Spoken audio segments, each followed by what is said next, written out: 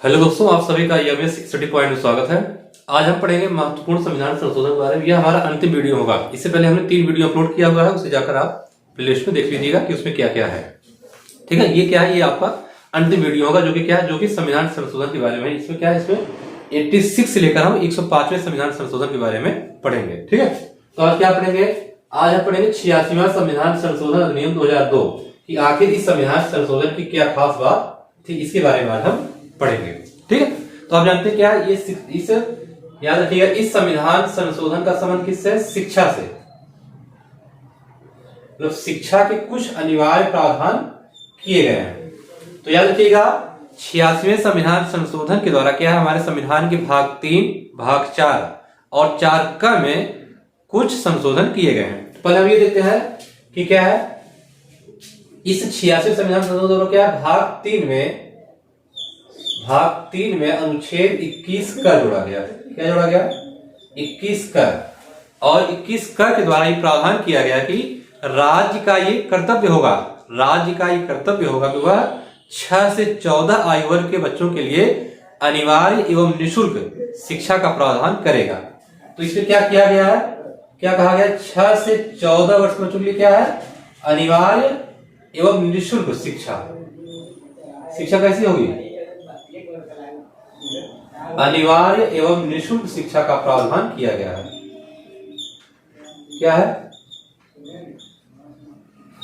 अनिवार्य एवं निःशुल्क शिक्षा दी जाएगी। किसके द्वारा दी जाएगी, राज्य के द्वारा। मतलब राज्य के द्वारा ऐसी सुविधाएं प्रदान की जाएंगी जिसके द्वारा क्या है, जिसके तहत 6 से 14 वर्ष के बच्चे क्या है, वह निःशुल्क शिक्षा प्राप्त कर पाएंगे। ये कहा लिखा गया, ये लिखा गया अनुच्छेद 21 क के द्वारा। कहा है भाग 3, जिसे हम क्या बोलते हैं, जिसे हम लोग बोलते हैं मूल अधिकार, मौलिक अधिकारों से जुड़ा हुआ ये हमारा भाग 3 है। ठीक है, तो उसमें क्या 21 का जोड़ा गया। फिर आप देखिएगा हमारे संविधान के एक भाग 4, तो भाग 4 का एक अनुच्छेद 45। अनुच्छेद 45 में क्या है, पहले जो आज 21 का में लिखा गया वही बात पहले 45 में लिखी गई थी, लेकिन 45 की भाषा को कर दिया गया 21 का में ट्रांसफर। इसलिए क्या 45 की क्या भाषा को थोड़ा सा बदल दिया गया है। भाषा क्या बनता है, भाषा आप ये देखिएगा कि इसमें ये कहा गया ना, एक तो इसमें क्या है, इसमें जो है कहा गया है, इसमें ये कहा गया है कि 6 वर्ष तक के बच्चों के लिए, ठीक है, शिक्षा का प्रावधान। ठीक है, मतलब 6 वर्ष तक के जो बच्चे हैं उनके लिए शिक्षा की व्यवस्था की बात यहां की गई है। मतलब आप कह सकते हैं प्री प्राइमरी लेवल पर या प्ले स्कूल के बच्चों के लिए क्या है, जो कि अभी स्कूल नहीं जाते, उनके लिए क्या है, उनको जो है स्कूल जाने से पहले थोड़ा सा क्या है, उनके लिए कुछ शिक्षा की व्यवस्था के प्रावधान किए जाए। जैसे आंगनबाड़ी केंद्र वगैरह में जो शिक्षा की व्यवस्था की जाएगी वह क्या है, वह जो है अनुच्छेद 45 से ही की जाती है। तो ये क्या है, 6 वर्ष तक के बच्चों के लिए क्या है, शिक्षा की व्यवस्था की बात की गई है कि राज्य जो है 6 वर्ष से कम आयु, 6 वर्ष तक के जो बच्चे उनके लिए शिक्षा की व्यवस्था करेगा, जिससे कि क्या उनके लिए शिक्षा की व्यवस्था हो सके और देखभाल में उनकी सुनिश्चित की जा सके। ठीक है, फिर आगे हमारा एक और है 4 क। 4 क में 4 का क्या है, 4 का हमारा मौलिक अधिकार वाला भाग, मौलिक कर्तव्य वाला भाग है। ठीक है, ये क्या है, ये जो है मौलिक कर्तव्यों से जुड़ा हुआ हमारा एक पार्ट है। ठीक है, तो आप जानते हैं ना कि हमारा जो भाग 4 का था, जो मूल भाग 4 का था, उसमें क्या, उसमें केवल 10 मौलिक कर्तव्य ही थे। लेकिन ये जो आपका 11वां मौलिक कर्तव्य क्या, ये आपका 86वें संविधान संशोधन के द्वारा जोड़ा गया। ये क्या है, 4 का। तो 4 का में 11 है ना, 11वां नंबर का जो मौलिक कर्तव्य क्या है, ये 11वां नंबर का मौलिक कर्तव्य भारत के जितने भी अभिभावक हैं या माता पिता हैं उनके ऊपर ये कर्तव्य भारित किया गया है कि वह जो है अपने 14 साल तक के बच्चों को शिक्षा का अवसर प्रदान करेंगे। तो यह क्या है, यह जो है अभिभावकों का, अभिभावक या माता पिता, अभिभावक या माता पिता का ये कर्तव्य होगा। वह क्या है, वह जो है अपने 14 साल तक के बच्चों को क्या है, जो 14 वर्ष तक के बच्चे हैं क्या, उनको जो है शिक्षा के अवसर उपलब्ध करवाएं। क्या है, शिक्षा के अवसर उपलब्ध करवाने की बात की गई है कि भारत के वे नागरिक या वे लोग जो कि क्या है, जो कि या तो किसी बच्चे के अभिभावक हैं या वो माता पिता हैं और उन बच्चों की आयु क्या है 14 वर्ष या उससे कम है, तो उन सभी गार्जियंस का और माता पिता का ये कर्तव्य होगा कि वह क्या करेंगे, वह जो है 14 साल तक के बच्चों के लिए क्या है, अपने सभी बच्चों को शिक्षा के अवसर उपलब्ध करवाएंगे। मतलब शिक्षा जैसी मूलभूत बातों से उन्हें वंचित नहीं करेंगे। उन्हें क्या है, हर संभव वो प्रयास करेंगे कि बच्चे स्कूल जाएं, स्कूल जाकर क्या है, शिक्षा अर्जन करें। ठीक है, ये जो है 86वें संविधान संशोधन की कुछ खास बातें थी। ठीक है, अब हम पढ़ेंगे। अब ये क्या आपका है, यह है 91 कॉन्स्टिट्यूशनल अमेंडमेंट एक्ट 2003। ठीक है, तो इसमें क्या किया गया, इसमें आप ध्यान दीजिएगा कि जो हमारी केंद्रीय मंत्री परिषद है, केंद्रीय मंत्री परिषद, इस केंद्रीय मंत्री परिषद का जो आकार होगा, का आकार कितना होगा, केंद्रीय मंत्री परिषद का जो आकार होगा वह कितना होगा, वह होगा आपका लोकसभा, जो लोकसभा की सदस्य संख्या की सदस्य संख्या के 15% से अधिक नहीं होगा।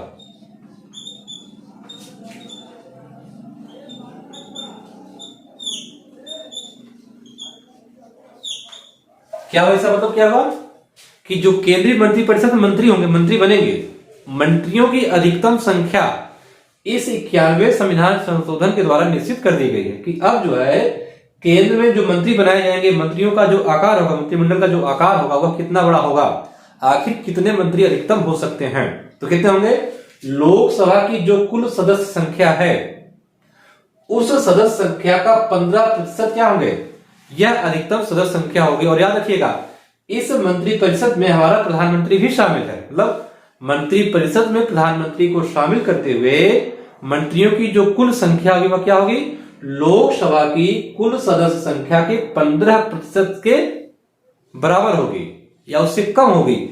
इससे ज्यादा किसी भी हाल में नहीं हो सकती है, ऐसा इसमें कहा गया था। और यही क्या, यही जो है आपके राज्य विधानसभा में भी है, कितने कहा, राज्य विधानसभा, राज्य विधानसभा में राज्य मंत्री परिषद, राज्य मंत्री परिषद में भी क्या है, यही है। तो राज्य मंत्री परिषद में क्या होगा, विधानसभा की सदस्य संख्या, विधानसभा की जो सदस्य संख्या उसका 15% क्या होगा, याद रखिएगा। राज्य मंत्री परिषद, अलग अलग राज्यों में जो मंत्री परिषद होगी उसका आकार क्या होगा, उस राज्य में विधानसभा जो होगी, विधानसभा, उस विधानसभा की जो कुल सदस्य संख्या है उस सदस्य संख्या के 15% से ज्यादा राज्यों में मंत्री नहीं बनाए जाएंगे। ये क्या है, ये है आपका 91वां संविधान संशोधन अधिनियम 2003। ठीक है, तो अब हम आगे पढ़ेंगे कि भारत के संविधान में हाल ही में, मतलब आज लगभग 4-6 सालों में कौन कौन से संशोधन किए गए हैं, उनके बारे में हम ये पढ़ेंगे। क्या सबसे पहले देखेंगे हम, सबसे पहले हमें देखना है 101वां संविधान संशोधन अधिनियम 2016।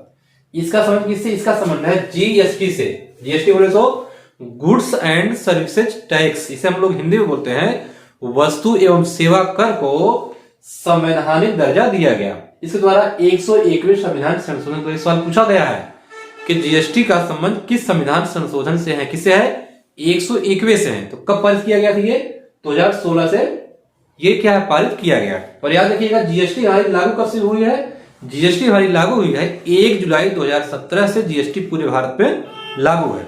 ठीक है, क्या समझा है, 101वें संविधान संशोधन का संबंध है जीएसटी से, वस्तु एवं सेवा कर से। और ये क्या है, ये जो है 1 जुलाई 2017 से पूरे भारत में लागू है। ठीक बात। फिर आगे क्या है, 102वां मतलब 102 संविधान संशोधन 2018। ये क्या है, ये जो आपका है national commission for backward class, मतलब राष्ट्रीय पिछड़ा वर्ग आयोग को संवैधानिक दर्जा इस 102वें संविधान संशोधन के द्वारा दिया गया। क्या है ये? राष्ट्रीय पिछड़ा वर्ग आयोग को संवैधानिक दर्जा दिया गया। इससे पहले जो है राष्ट्रीय पिछड़ा वर्ग आयोग था, लेकिन उसे जो है संविधान में कोई दर्जा नहीं दिया गया था। लेकिन ये क्या है? 102वें संविधान संशोधन द्वारा इसे संवैधानिक दर्जा दिया गया।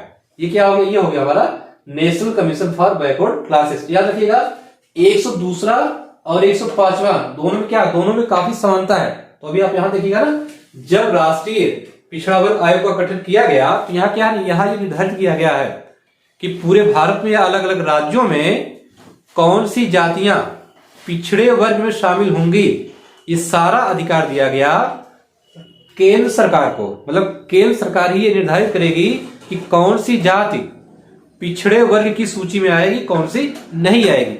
इस सारा का सारा अधिकार दिया गया था किसको? राष्ट्रीय पिछड़ा वर्ग आयोग को। यानी कि केंद्र सरकार ही ऐसा कुछ निर्धारित कर पाती थी। राज्यों को इसमें कोई जो है विशेष छूट या विशेष शक्ति नहीं दी गई थी कि वह अपने राज्य में कौन पिछड़े वर्गों की सूची में आएगा। पिछड़े वर्गों की सूची को निर्धारित करने का उत्तरदायित्व या ऐसा अधिकार राज्य सरकारों के पास नहीं था। इसी में जो समस्या थी, जो कमी थी, क्या है, उसको 105वें संविधान संशोधन में दूर कर लिया। तो करें मतलब क्या हुआ, 102वां संविधान संशोधन और 105वां संविधान संशोधन में काफी सिमिलरिटीज है। तो यहां देख लीजिए आप, 105वें संविधान संशोधन का संबंध किससे है? जो हमारा 105वां देख रहे हैं आप लोग, 105वें संविधान संशोधन का संबंध किससे है? इसमें बस थोड़ा सा काम किया गया है। क्या किया गया है कि अलग अलग राज्य सरकारें अपने अपने राज्य में अन्य पिछड़ा वर्गों की एक अलग से सूची जारी कर सकती हैं, और यह सूची केंद्र सरकार द्वारा जारी की गई सूची से अलग हो सकती है। और राज्य सरकारों को इस संदर्भ में, मतलब अपनी सूची जारी करते समय, राष्ट्रीय पिछड़ा वर्ग आयोग की अनुमति नहीं लेनी होगी। यही क्या है? यही हमारा 105वां संविधान संशोधन अधिनियम 2021 का था। मतलब क्या है इसमें राज्य सरकारें अपने हिसाब से कौन सी जाति या कौन सा वर्ग पिछड़े वर्ग की सूची में आएगा, ये पूरी तरीके से अपने विवेक से निर्धारित कर सकते। इसमें केंद्र सरकार की सहमति या अनुमति की आवश्यकता नहीं होगी, जैसा कि इससे पहले हुआ करता था। इससे पहले क्या है, राज्य सरकारों की शक्ति बहुत ही सीमित थी इस मामले में। लेकिन अब क्या है, अब वो अपने विवेकाधिकार से इस शक्ति का प्रयोग कर सकते हैं। ठीक है, फिर क्या है, 103वां संविधान संशोधन अधिनियम 2019, इसका संबंध किससे है? ईडब्ल्यूएस कोटा। मतलब क्या हुआ, आप जानते हैं ना कि इससे पहले ओबीसी जातियों को, एससी जातियों को और एसटी जातियों को आरक्षण दिया जा रहा था। ओबीसी को 27%, एससी को 15% और एसटी को 17.5%। लेकिन सरकार ने क्या हुआ, हमारी संसद ने एक एक्ट पारित किया, एक अधिनियम पारित किया। इसमें क्या है, 103वां संविधान संशोधन अधिनियम 2019 के द्वारा क्या हुआ, इसके द्वारा सामान्य जाति के आर्थिक रूप से कमजोर वर्गों को क्या दिया गया, सरकारी नौकरियों और शैक्षणिक संस्थाओं में, कहा सरकारी नौकरियों और शैक्षणिक संस्थानों में उनके लिए 10%, कितने 10% सीटें निर्धारित कर दी गई, मतलब आरक्षित कर दी गई। अब अगर 100 सीटों पर कोई वैकेंसी आती है, उसमें क्या होगा, 10 सीटों पर कौन होगा, 10 सीटों पर आपके ईडब्ल्यूएस मतलब इकोनॉमिकली वीकर सेक्शन, आर्थिक रूप से जो कमजोर वर्गों के लोग हैं, कौन से ये आपके सामान्य जाति के हैं, ओबीसी जाति के नहीं होंगे, एससी जाति के नहीं होंगे, एसटी जाति के नहीं होंगे।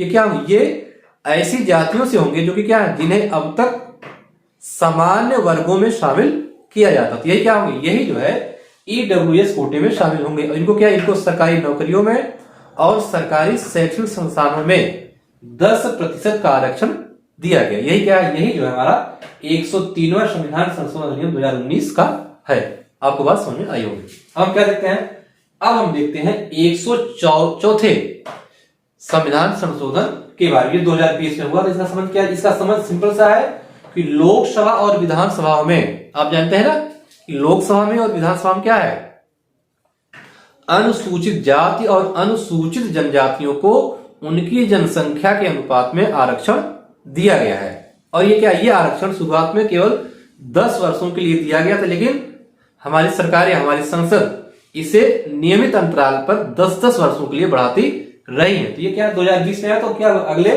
10 सालों के लिए लोकसभा और अलग अलग राज्यों की विधानसभाओं में अनुसूचित जाति और अनुसूचित जनजाति के आरक्षण को अगले 10 और वर्षों के लिए बढ़ा दिया गया। मतलब क्या हुआ, अब लोकसभा और विधानसभा में इन जातियों के लिए या इन वर्गों के लिए आरक्षण क्या होगा, 25 जनवरी 2030 तक बना रहेगा। अगर हमारी संसद फिर से इसे कंटिन्यू करेगी, अगर बढ़ाएगा फिर क्या होगा, फिर इनका आरक्षण रहेगा, अगर नहीं बढ़ाएगा तो क्या होगा, इनका आरक्षण समाप्त हो जाएगा। ठीक है। और 105वें के बारे में हमने आपको पहले से बता ही दिया कि 105 और 102 क्या है, इनका आपस में निकट संबंध है।